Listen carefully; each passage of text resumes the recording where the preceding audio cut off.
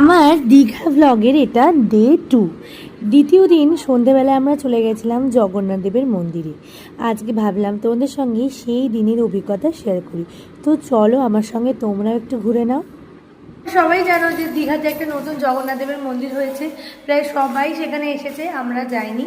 তাই আজকে আমরা সেই সুন্দর জায়গাটিতে ঘুরতে যাচ্ছি। চলো তোমাদেরকে সঙ্গে নিয়ে যেয়ে দেখতে থাকো আমার পুরো ব্লগটা।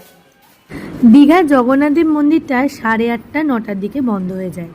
আমাদের সেদিন বেরোতে প্রচণ্ড লেট হয়ে গেছিল। যদিও আমার মুখটা একটু হাসি হাসি, তবে লেটটা যেহেতু আমার জন্যই হয়েছিল, তাই বেশ বকা খেতে খেতেই কিন্তু আমি যাচ্ছিলাম। মোটামুটি ওই 8টা নাগাদ আমরা বেরিয়েছিলাম। আমাদের হোটেল থেকে দীঘার মন্দিরটা, জগন্নাথদেবের মন্দিরটা টোটো করে ওই 7-8 মিনিট সময় লাগলো। এক একজনে 20 টাকা ভাড়া নিয়েছে যেতে, আর 20 টাকা ভাড়া আসতে, মানে 40 টাকা খরচ। প্রথমে গিয়ে এই জুতোটাকে একটা জায়গায় জমা দিতে হবে, যেটা সব মন্দিরেই করতে হয়। তারপর সেখান থেকে বেশ কিছুটা পায়ে হেঁটে যেতে হবে। দীঘা মন্দির অবধি কিন্তু টোটোর ব্যবস্থা ভালোই আছে। দুই পাশে বসেছে নানা রকম জিনিসের মেলা, খাবার দাবার জন্য নানান জিনিস হাজির, কুলফি, ফুচকা, আরও কত কি।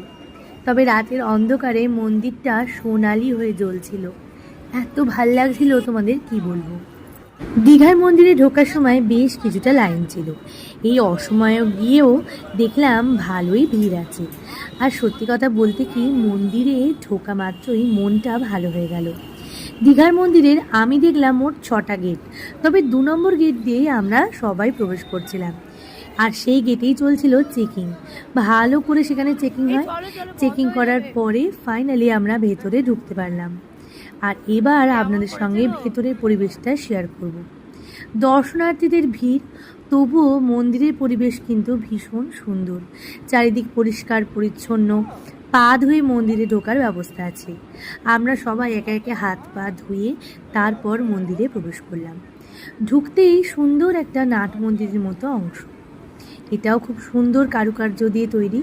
আর চারিদিকটা শুভ্র কালারে এত ভালো লাগছিল যে আপনাদের না দেখলে মানে সেটা বোঝা সম্ভব নয়। দূর থেকে মন্দিরটা দেখতেও ভীষণ ভালো লাগছিল। রাধাকৃষ্ণের গান ভেসে আসছিল বিভিন্ন প্রান্ত থেকে। আমরা চলেছিলাম মন্দিরের উদ্দেশ্যে। গেট থেকে বেশ কিছুটা হেঁটে তারপর মেন মন্দিরে ঢুকতে হয়। আপনাদেরকে আগেই বলে দিই, মেন মন্দিরের ভেতরে কিন্তু ছবি তোলা নিষেধ, তবে বাইরে পর্যন্ত খুব সুন্দর করে ভিডিও করেছি যাতে আপনাদের দেখতে সুবিধা হয়। দেখুন তো মন্দিরটা বাইরে থেকে কত সুন্দর লাগছে। অনেকটাই কিন্তু হাঁটতে হয়। আর এখানে একটি